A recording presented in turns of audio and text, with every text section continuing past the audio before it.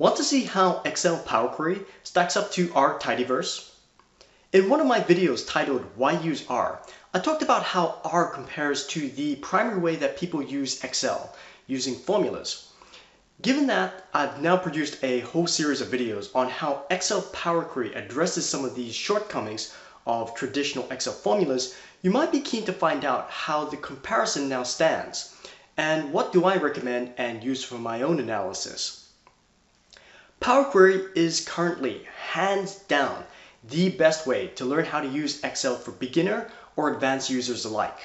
Power Query is incredibly easy to learn and use, and it enables users of all levels to carry out all of the data preparation work with a few clicks of the mouse. No VBA or even Excel formulas required.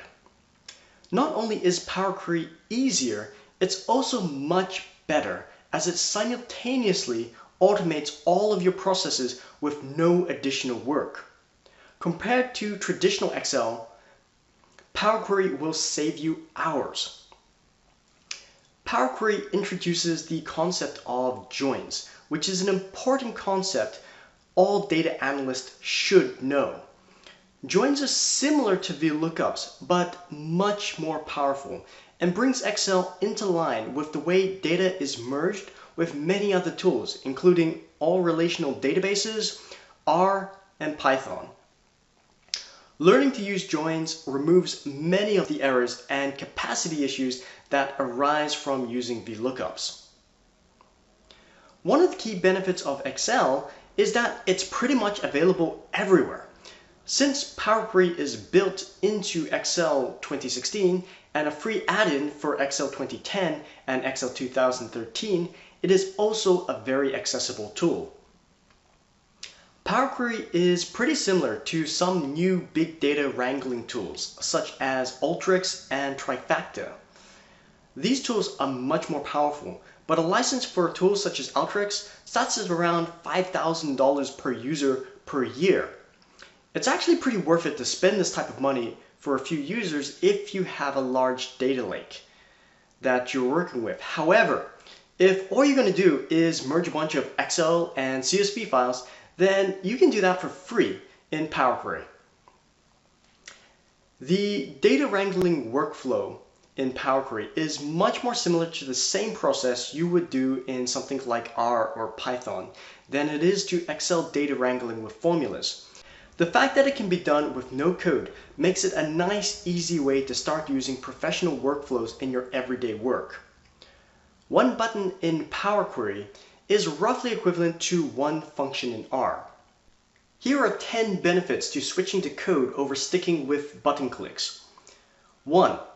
Code has many more options available and is easier to configure, especially for more complex jobs. 2. It's actually much faster to implement once you get familiar with a few commands. 3. Easier to reuse across different pieces of work. 4. It's easier to audit. 5. Enables version control. 6. Handles not just data wrangling, but also analysis, visualization, and production. 7. Gets data into other tools, not just Excel. 8. It runs faster. 9. It can be used on larger data sets. And 10. It can be run automatically without needing to open an application like Excel. Given all of these benefits, my preference would always be to use code over Power Query. Even though I use R to carry out all of my data wrangling, I still use Power Query anytime I want to load data into Excel. This makes it very easy to update Excel files if the source data changes. The traditional way of just opening a data file and working on it in Excel means that any work done to the file will need to be redone if the data changes. I appreciate that a lot of people will find learning code too intimidating, or perhaps the amount of time they spend working with data does not justify it. For people who don't need to do a lot of data preparation, or people who would like a gentler transition into a more professional data wrangling workflow, Power Query is a really good option.